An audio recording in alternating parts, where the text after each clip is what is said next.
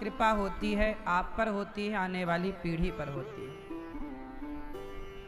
श्री साथी हमारे शशि गुप्ता जी, श्री मास्टर वीरेंद्र कुमार जी, श्री राजीव गुप्ता जी, अंजू गुप्ता जी, संजय गुप्ता जी, नीतू गुप्ता जी, गीता गुप्ता जी, संजय गुप्ता जी, इंदु गुप्ता जी और सुरेंद्र गुप्ता जी, नीलम जी और आशुतोष गुप्ता जी, समस्त गुप्ता परिवार दिल्ली से आप आए हैं। सभी का प्रेम पूर्वक खूब खूब स्वागत वंदन। भगवान आप सबको सुखी रखें। जो भागवत सुनता है वह पुण्यात्मा ही होता है। बिना पुण्य के भागवत तो नहीं ही मिलती। और हमारी मैया की जो बड़ी लगन थी और भगवान ने पूरी कर दी। आप सबका खूब खूब स्वागत। शशि मैया और श्री वीरेंद्र कुमार जी, भगवान आप पर कृपा सदा बनाए रखें। भागवत हमें सिखाती है कि किस तरह हमें गौ माता की सेवा करनी चाहिए। आज की कथा हम आपको सुनाएं। गौ माता की कृपा कितनी बड़ी है।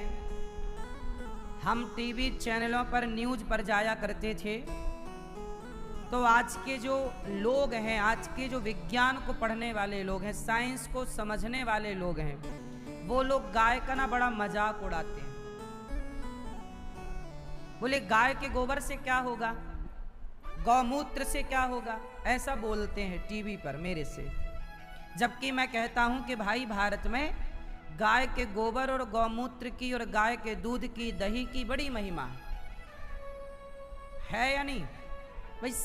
आजकल बहुत सारे सनातनी भी गाय को नहीं समझते गाय, वो बोलते तो जानवर है। गाय जानवर नहीं है साहब, गाय माता है। आज मैं इसका प्रमाण देकर बात करूंगा। अभी कुछ दिन पहले मेरे पास एक भैया आए, उनके सफेद दाग हो गया था। आजकल देखा होगा बहुत सारे लोगों को सफेद दाग की प्रॉब्लम हो जाती है।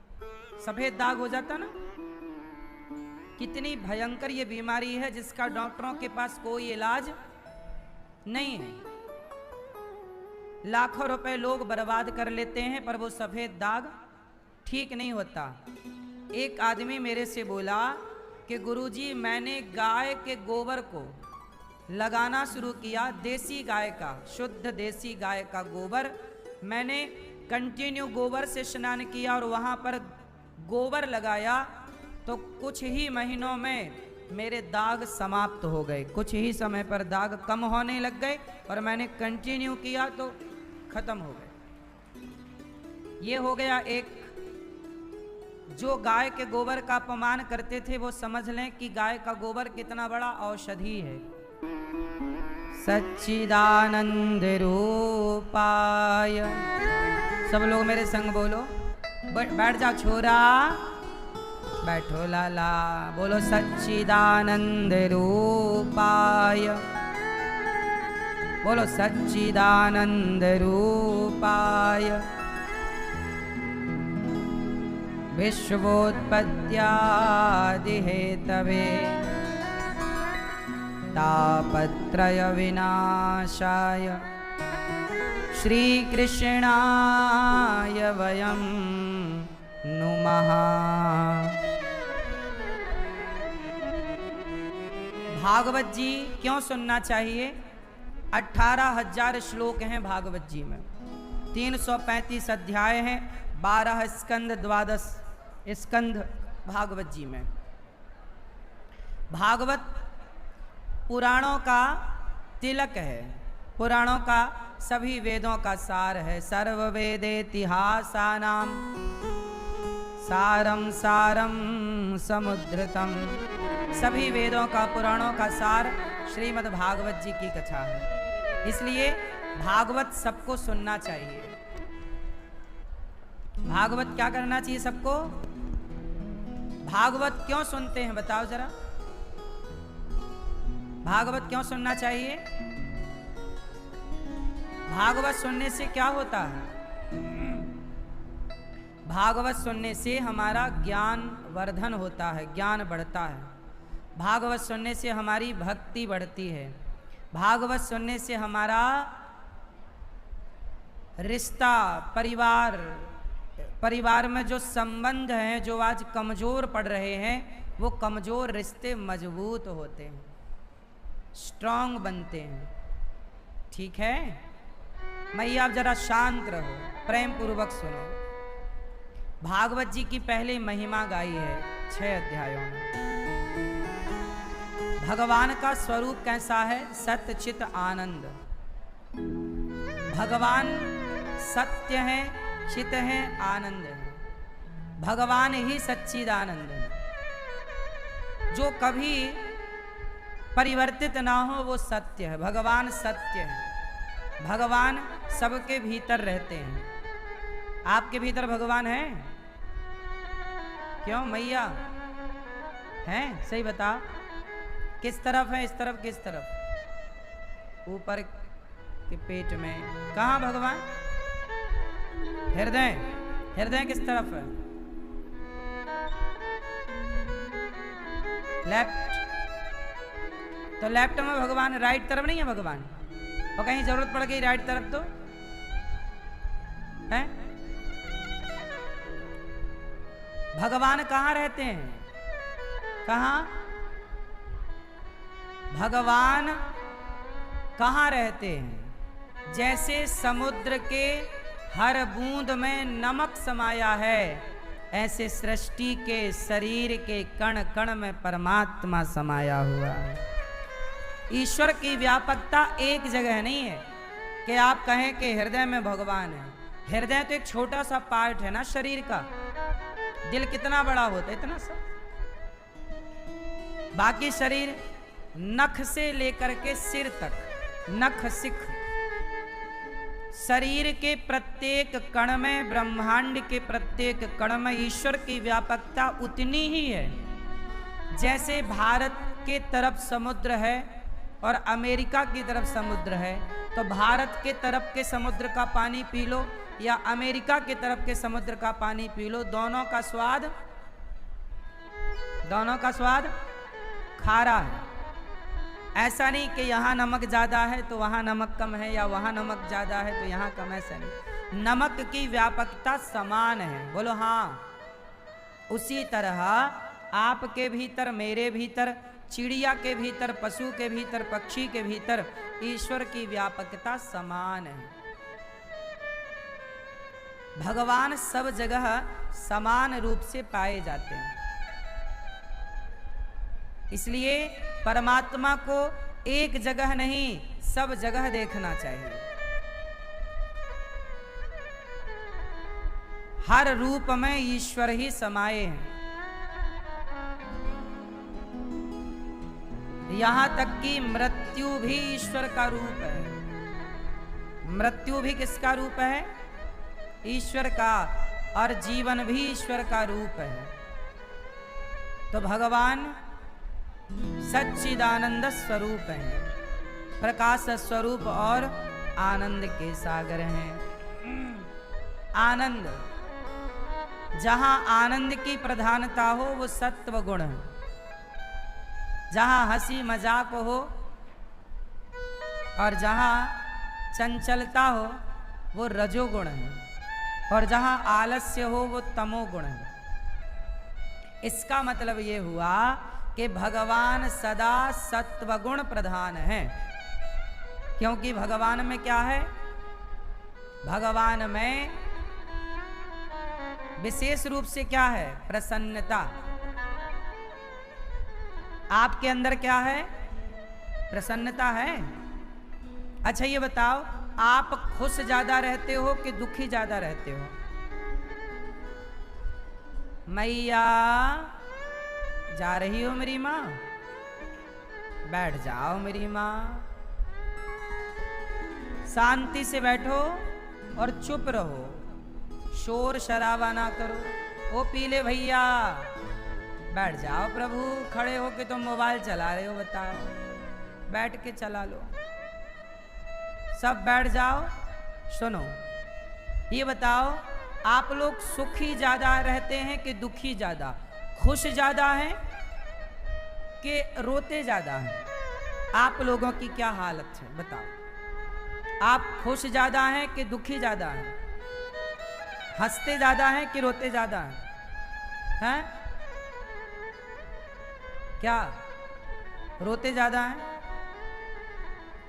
आप तो मैया हंसती हो, आप हंसती ज्यादा हो, इसलिए तो भागवत मिल गई आपको, इसलिए तो भगवान ने अपना लिया आपको। कुछ लोग हैं जो रोते ज्यादा हैं, रोते ही रहते हैं, बात बात पर रोना है, शिकायत करना है, मुंह फुलाए बैठे रहना है, ना हंसना है ना हंसने देना है। ऐसे लोग होते हैं।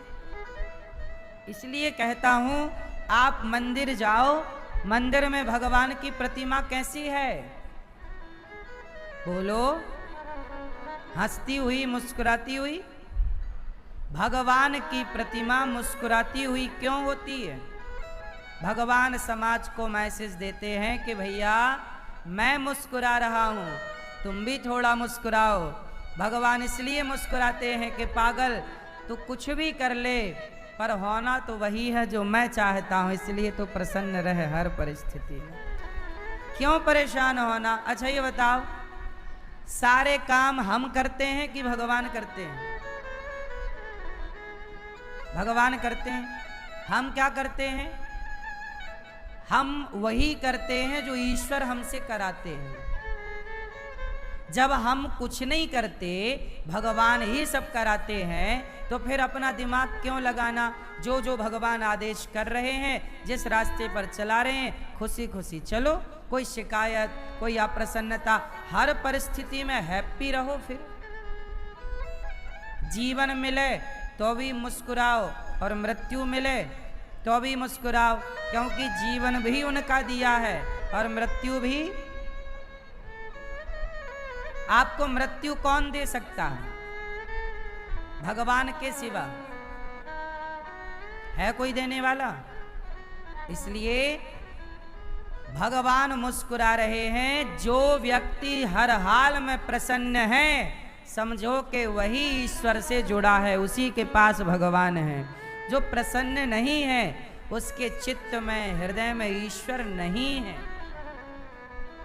आप कहते हो मेरे दिल में भगवान है, सबके दिल में भगवान नहीं रहते। भगवान ने भी ठिकाना वहां बनाया है जो हर हाल में भगवान प्रसन्न है, तो आप भी क्या रहो। अच्छा एक बात बताओ, भगवान कृष्ण के बच्चे पुत्र कितने थे? मैया बताओ मेरी मां, भगवान श्री कृष्ण के पुत्र कितने हैं? नहीं पता? 16,000 पत्नियां हैं, 16,108 है ना? —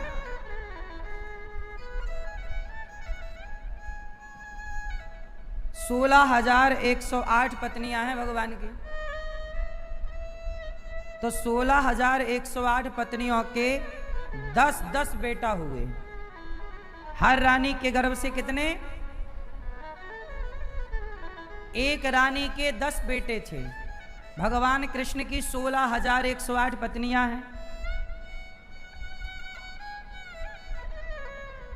16,108 पत्नियों में एक पत्नी के 10 बेटा हैं, तो 16,108 गुणित 10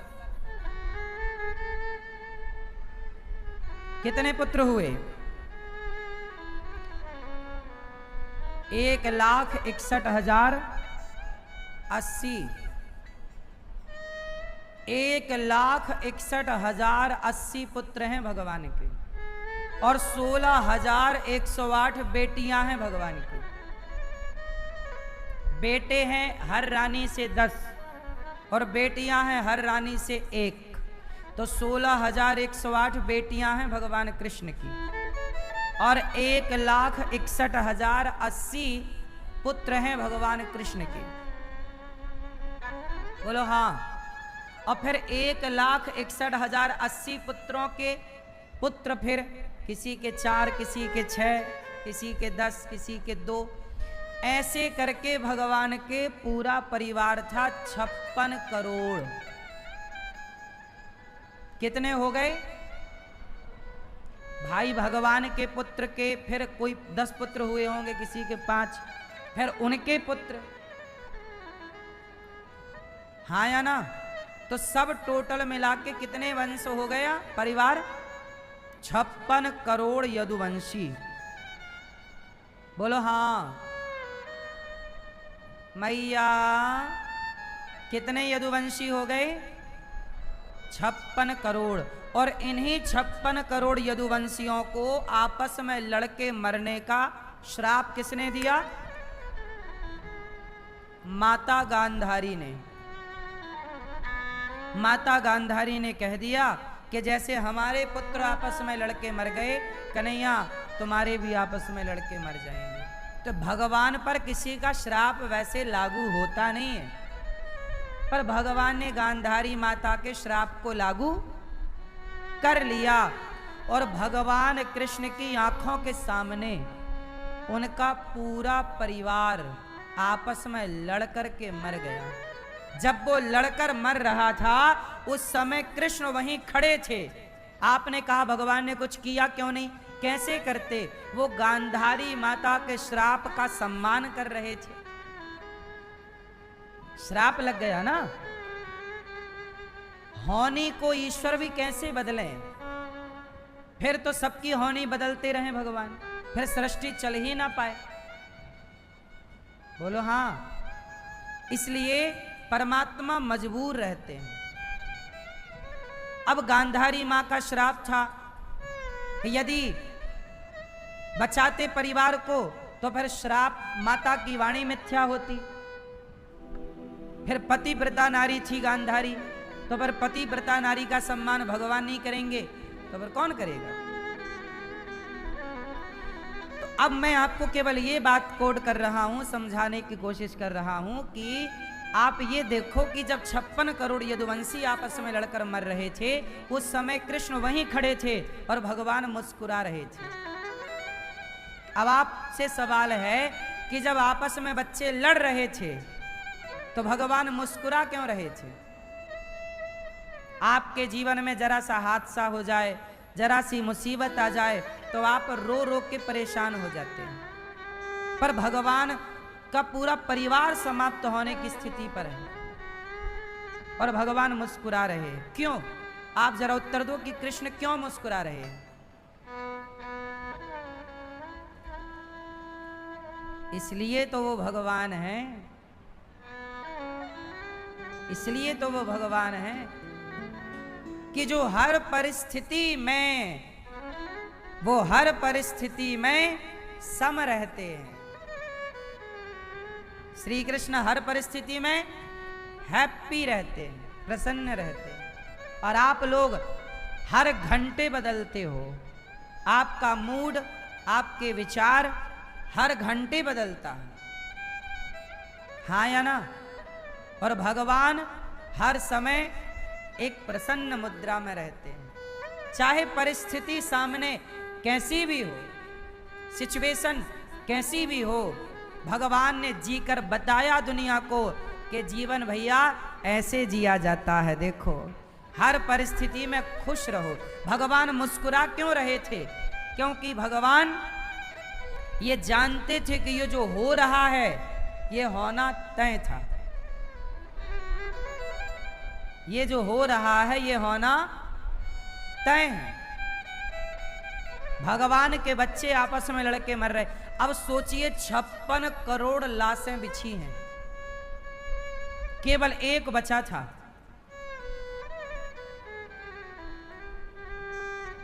भगवान कृष्ण के पुत्र हैं प्रद्युम्न, प्रद्युम्न के पुत्र हैं अनिरुद्ध, अनिरुद्ध का बेटा है वज्रनाभ। केवल वज्रनाभ बचा था, बाकी 56 करोड़ यदुवंशी में सारे आपस में लड़के समाप्त हो गए। लाशें ही लाशें थी, चारों ओर केवल मुर्दे ही मुर्दे थे। मंजर क्या रहा होगा जहां 56 करोड़ लाश पड़ी होंगी और वहां अकेले देखने वाले केवल कृष्ण थे। अपने ही संतानों की लाश कैसे देखा होगा कृष्ण ने, लेकिन वो उस हाल में भी